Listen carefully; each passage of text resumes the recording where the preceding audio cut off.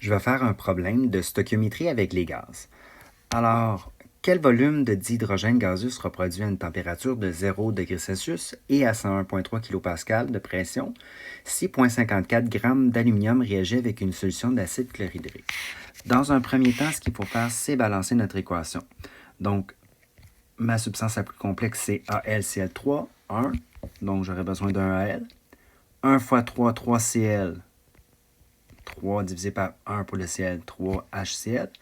Je me retrouve avec 3H, donc je devais diviser mon 3 par 2 pour balancer mon H2.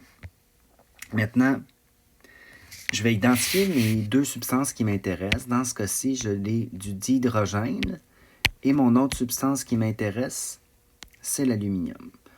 Alors, l'hydrogène, ce qu'on connaît dessus, c'est la température qui est de 0, la pression qui est de 101,3 kPa.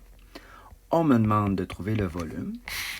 Pour l'aluminium, ce que je connais, c'est la masse qui est de 0,54 g. Alors, ce que je peux voir avec H2, pour trouver mon volume, j'aurais besoin de ma formule des gaz parfaits, PV égale nRT.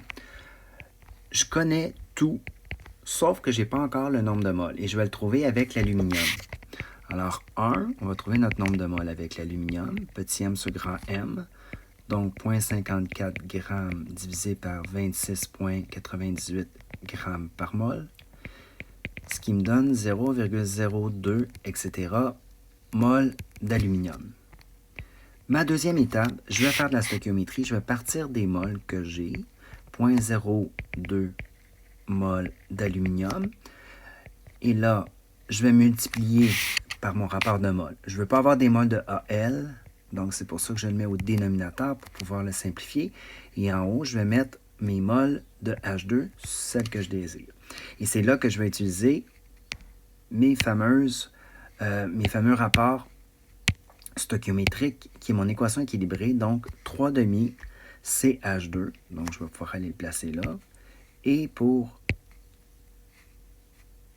le Al ici, je vais avoir besoin de ça. Donc, je vais écrire 3 demi et 1. Alors, je fais 0,02 que j'ai gardé au complet sur ma calculatrice fois 3 demi divisé par 1. Ça me donne 0,03, etc. mol. Mais là, j'ai des mols de H2. Dernière étape, 3. Je cherchais le volume, donc j'isole V en divisant par P de chaque côté. Donc, ça me donne nRT sur P. J'ai mon nombre de moles de H2, 0,03, fois la constante des gaz parfaits, 8,31 kPa, litre, mol, K, fois ma température que je dois mettre en Kelvin, donc 0 plus 273,15 me donne 273,15 K, et je divise par ma pression, 101,3 kPa.